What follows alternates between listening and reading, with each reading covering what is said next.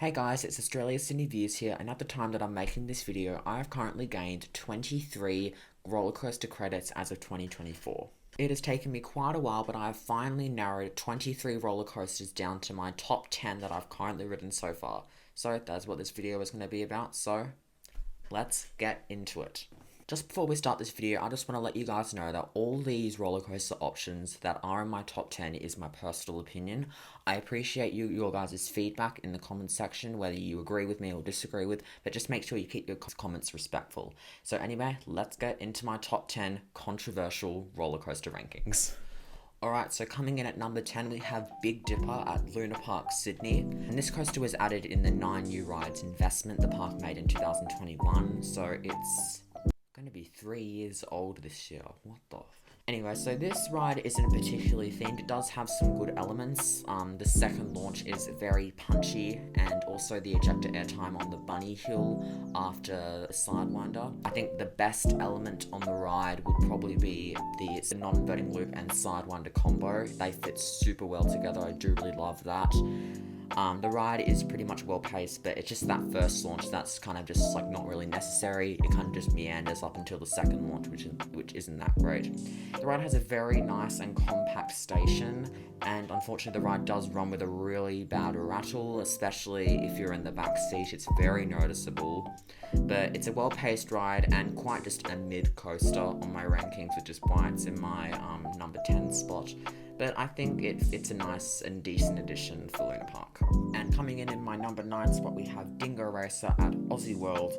This is a Reverchon spinning mouse, which normally there is a Reverchon spinning mouse on the travelling side, where it just travels around the world in Australia. It's been at the Easter Show, Melbourne Show, like all the shows in Australia. It's quite a decent layout, and I do really love the spinning element it has. The station is themed well to like the Wild West and Outback with the dingo kind of theming and stuff, and operations do go quite quickly.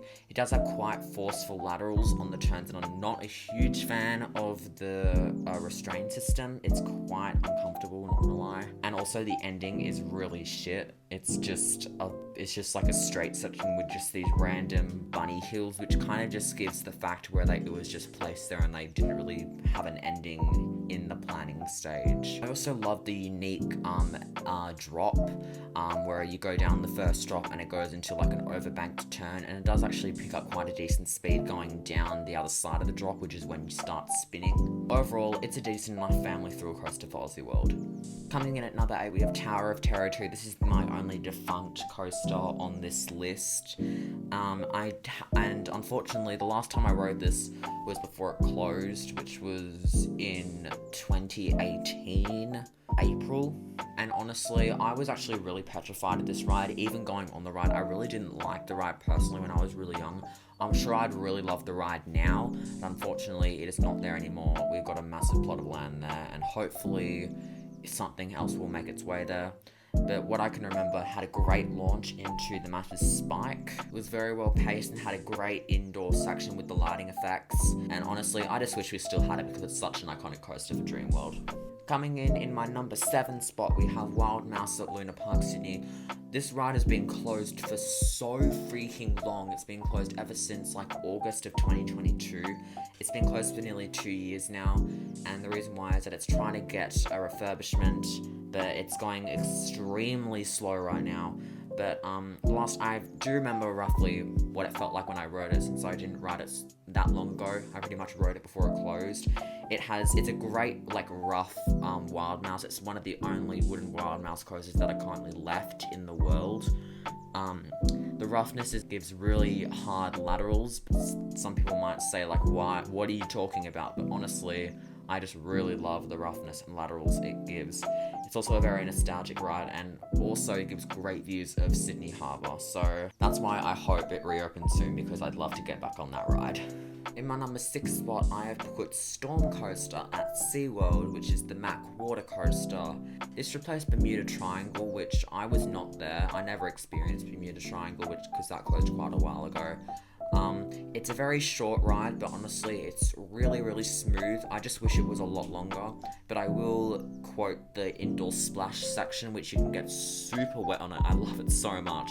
and the station and indoor section is really well themed. It's kind of like stormy themed. You've got lots of lighting, light effects, geysers that blow up and stuff. It's amazing. It's also got great floater airtime on the final drop. The only criticism I have for this ride is that first dip after the first lift hill, which kind of is really unnecessary and kind of feels like SeaWorld only just put it there just to make the ride longer, because it doesn't pick up any sort of speed and there's no force at all. So I think it's just really unnecessary.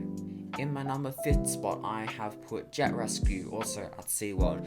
And when I first rode this ride, this was my number 2 because I never rode DC Rivals at that current time. So I remember this ride being extremely whippy, like probably one of the whippiest coasters I've ever been on. Unfortunately, the station does need more theming. It's honestly really bland. It's just a load of white and it just needs more work on it.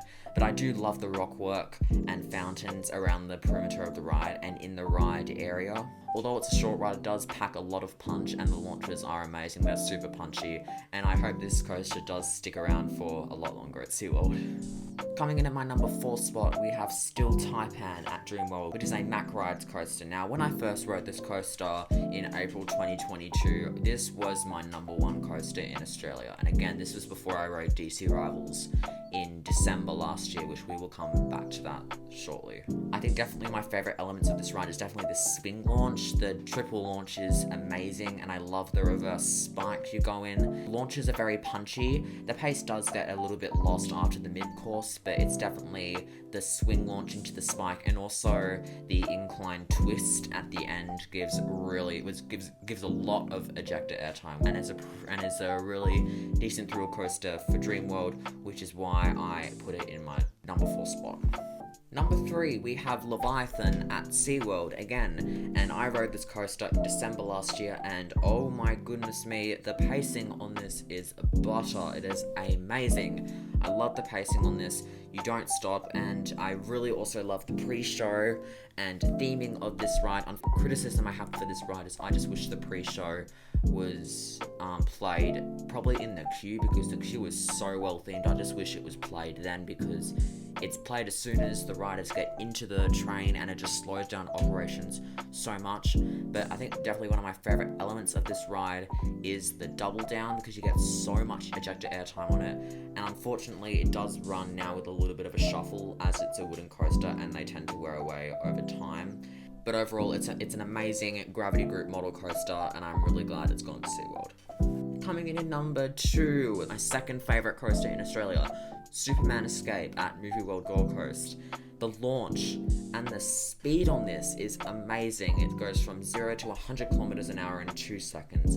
It is so punchy, but unfortunately it does run with some moments of headbanging after the top hat. You do get a bit of headbanging on the Intamin restraints, but although the Intamin restraints, like the old style Intamin restraints, are very, very comfy, and the pre-show is amazing.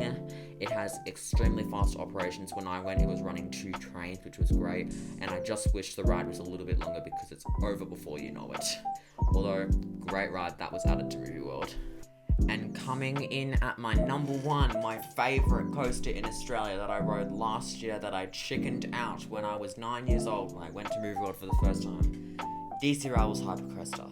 Now, I will probably eventually make a full video dedicated to this coaster of my entire review, because oh my god, this ride has the most insane speed, the most insane ejector airtime, and it's unreal. I bet when you guys first ride it, you're going to be immediately wanting to be placing this ride in one of your favourite coasters that you've ridden. It is butter smooth. It is so good. The operations are amazing. They're super fast. The Mack restraints are very, very comfy. And the non-inverting loop is one of the whippiest elements I have ever been on, especially the bunny hills at the end before the final brakes. They give off so much ejector airtime. I love it so much. And unfortunately, the only criticism I have for this ride is the theming. Yes, it does have the comic art around the station, but I just wish it could use a little bit more touch, just because it seems quite basic. Although it's a great thrill coaster, and I really hope it sticks around for a lot longer. So there you go, guys. I really hope you guys enjoyed my rankings of all my coaster credits that I've currently ridden.